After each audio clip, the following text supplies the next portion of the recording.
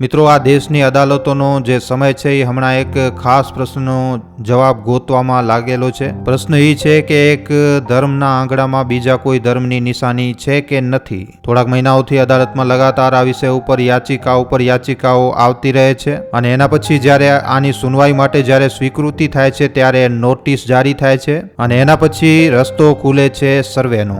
એવો જ સર્વે જેમ કે વારાણસીમાં જ્ઞાનવાપી મસ્જિદમાં થયો, મથુરા અને સંભલની શાહી જામા મસ્જિદમાં થયો અને આના પછી થયો ખૂબ જ મોટો વિવાદ.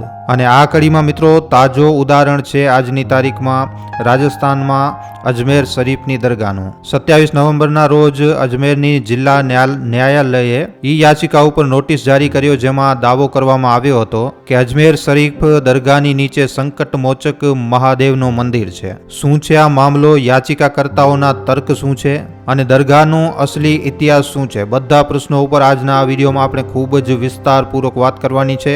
માટે વિડીયોને છેલ્લે સુધી જોવા તેમજ લાઇક અને શેર કરવા ખાસ વિનંતી. અને જો તમે આ ચેનલ ઉપર પહેલી વાર આવ્યા છો તો હમણાં જ ચેનલને સબસ્ક્રાઇબ કરી લેજો. તો ચાલો આજનો આ મહત્વપૂર્ણ વિડીયો શરૂ કરીએ.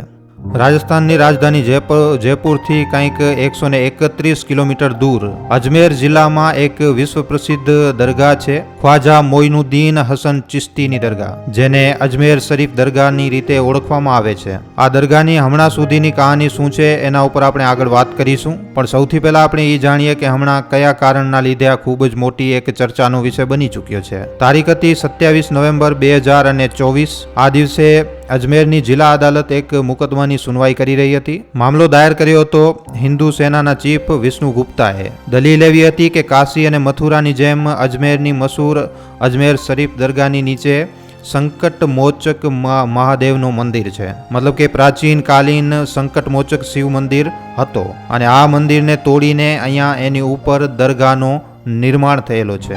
માંગ એવી છે કે આ દરગાહનું પણ પુરાતાત્વિક સર્વેક્ષણ કરવામાં આવે, જેના લીધે તથ્ય બહાર આવી શકે. યાચિકાની સુનવાઈ કરી રહેલા જજ મોહન ચંદેલે 3 પક્ષકારોને નોટિસ જારી કર્યું છે. આ પક્ષકાર કોણ છે? કેન્દ્રીય અલ્પસંખ્યક મંત્રાલય, ભારતીય પુરાતાત્વિક સર્વે મતલબ કે ASI અને ત્રીજો છે અજમેર દરગાહ કમિટી. આ પાર્ટીઓને 20 ડિસેમ્બરથી પહેલા જવાબ જે છે એ અદાલતમાં દાખલ કરવાનું રહેશે કે દરગાહના પુરાતાત્વિક સર્વેક્ષણ ઉપર એમની શું રાય છે અને એના પછી આ જે મામલો છે એની આગળ જાંચ પડતાલ થશે, સુનવાઈ થશે. પણ મિત્રો, એવા તો કયા તર્ક આપવામાં આવ્યા કે અદાલતે આ કેસને સુનવાઈ કરવા યોગ્ય માન્યું અને અદાલતે નોટિસ પણ જારી કરી નાખ્યું. યાચિકાકર્તા વિષ્ણુએ અદાલતમાં કહ્યું કે વર્ષ 1910માં બ્રિટિશ કાળના જજ હરબિલાસ શારદાએ આ જગ્યા ઉપર શિવ મંદિર હોવાનો દાવો કર્યો છે.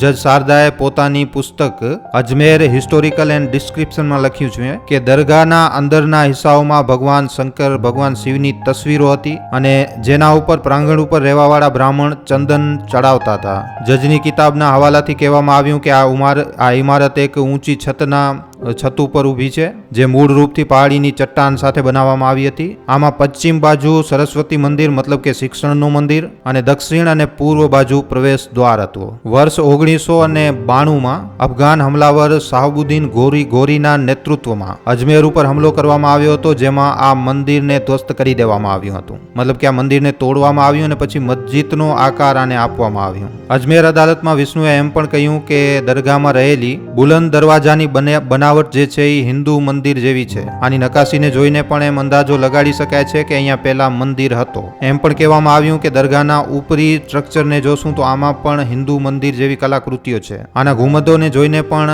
સરળ રીતે અંદાજો લગાડી શકાય છે કે આ પહેલા એક મંદિર હતો. મતલબ કે પહેલા કોઈ મંદિરને તોડીને અહીંયા દરગાહનું નિર્માણ કરવામાં આવ્યું છે. આવા બધા તર્ક જે છે એ અદાલતમાં આપવામાં આવ્યા છે. આના સિવાય યાચિકાકર્તાએ કહ્યું કે લગભગ 50 વર્ષ પહેલા સુધી એક પૂજારી અહીંયા રહેલા શિવલિંગની પૂજા પણ કરતા હતા અને એના પછી આ જે શિવલિંગ હતો એને તહેખાનામાં રાખી દેવામાં આવ્યું છે. આના સિવાય યાચિકાકર્તાનો તર્ક અજમેરની ઉચ્ચ સડકોના નામ, રસ્તાઓના નામ જજ હરબિલાસ શારદાના નામ ઉપર છે. તો જજ સાહેબનો જે લેખ છે એના ઉપર અમલ કરવો જોઈએ અને આ દરગાહનો સર્વે થવું જોઈએ.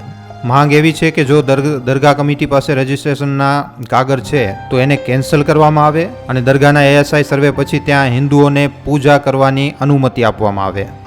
सारी बातें हमसे पूछी जो हमने अपनी याचिका में लिखा है कि क्या साक्ष्य आपने पेश किए, आपने क्या इस विषय पे रिसर्च किया है, हमने वो बताया, और कैसे कैसे क्या क्या है, क्या क्या पेश किया है, वो सब कुछ हमने सारी बातें माननीय अदालत को बताई है। माननीय अदालत हमारी बात से संतुष्ट हुई और अदालत ने 4 बजे शाम को ऑर्डर के लिए रखा था, हमने ऑर्डर पता किया है, ऑर्डर हमारे पक्ष में आया। આ મુકદ્દમા અને અદાલતની નોટિસ ઉપર દરગાહ કમિટી બાજુથી પણ જવાબ આવ્યો છે। એમણે કહ્યું કે આ જે યાચિકા છે એ લોકપ્રિયતા લેવાનો એક સસ્તો સ્ટન્ટ છે। देखिए, मामला तो एक न्यायिक प्रक्रिया है। सीपीसी के तहत सबको अधिकार है कि न्यायालय में वाद प्रस्तुत करें कोई अगर उनका मामला है तो। और अजमेर दरगाह से रिलेटेड एक वाद जो हिंदू सेना ने अजमेर न्यायालय में प्रस्तुत किया था, तो न्यायालय ने उसको उचित समझा और सुनवाई हेतु और उसको सुनवाई हेतु निहित करा है, और संबंधित जो पक्षकार उन्होंने बनाए हैं उनको नोटिस जारी किए गए हैं। फिलहाल हम पार्टी नहीं है इसमें। दरगाह कमेटी जो स्टैच्यूटरी बॉडी है, दरगाह की एडमिनिस्ट्रेटिव बॉडी है, उसको पार्टी बनाया है। आर्कोलॉजिकल सर्वे ऑफ इंडिया को पार्टी बनाया है, और वकीलों से हमारी बात चल रही है, और अगर उनकी एडवाइस आई तो हम प्रोसीडिंग में अगर शामिल होना है इसमें तो हम भी शामिल होंगे। આ મામલા ઉપર નેતાઓના પણ બયાન આવ્યા છે। हो क्या रहा है कि आप 800 साल के बाद कह रहे हैं कि वो दरगाह नहीं है? क्या मैसेज दे रहे हैं हम भारत का पूरे विश्व में? एक मजाक बनाकर रख दिया आप। प्लेसेस ऑफ वर्शिप एक्ट को कोर्ट, लोअर कोर्ट क्यों नहीं सुन रहा है? प्लेसेस ऑफ वर्शिप एक्ट को क्यों नहीं मान रहा है? तो इससे तो आप तो देश को एक सोशल प्रॉब्लम्स क्रिएट करेंगे। आज तक कांग्रेस की सरकार केवल तुष्टीकरण करते रही।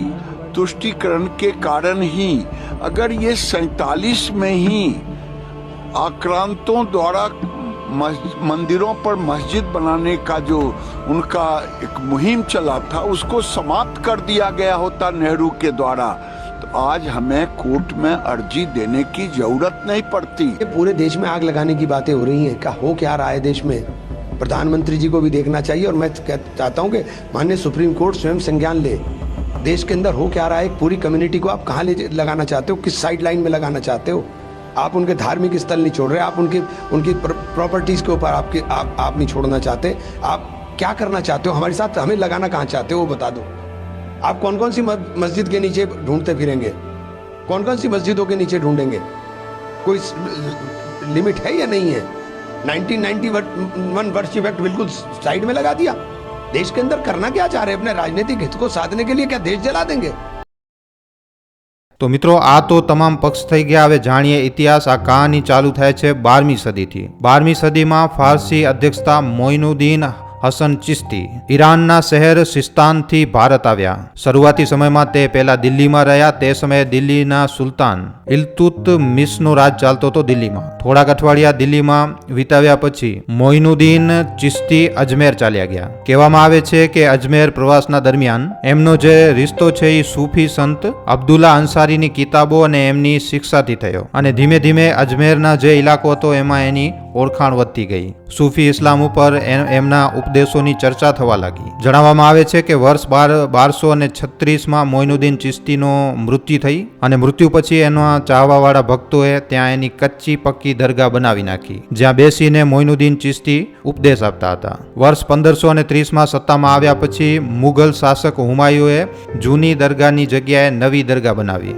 એના પછી 1556માં જ્યારે હુમાયુનો દીકરો અકબર ગાદી ઉપર બેઠો તો અકબરે દર વર્ષે આ દરગાહ ઉપર જવાની પરંપરા ચાલુ કરી, અને આની સાથે સાથે દરગાહને વધારે વિસ્તાર આપવામાં આવ્યો। અકબર પછી બીજા પણ મુગલ શાસકો દ્વારા આ દરગાહનો રિનોવેશન અને વિસ્તાર લગાતાર થતો રહ્યો, અને ત્યારથી કરીને અત્યાર સુધી આ જે દરગાહ છે અજમેર શરીફની જે દરગાહ છે એ સૂફી ઇસ્લામનો એક ખૂબ જ મોટો કેન્દ્ર બનેલો છે। અહીંયા ના તો ખાલી મુસ્લિમ સમુદાયના લોકો આવે છે, પણ બીજા ધર્મોના ઘણા લોકો પણ અહીંયા પૂજા અર્ચના કરવા માટે, પગે લાગવા માટે જાય છે। તો મિત્રો, આ દરગાહની કહાની આટલા સુધી છે। એનાથી પહેલા શું આ દરગાહની અંદર શિવ મંદિર હતો, અને આ જો સર્વે થશે તો શું શિવલિંગ મળવાના કેટલા ચાન્સ છે? મિત્રો, આના ઉપર તમારી શું રાય છે, તમારા શું અભિપ્રાય છે, નીચે કોમેન્ટ સેક્શનમાં લખીને જણાવવા ખાસ વિનંતી।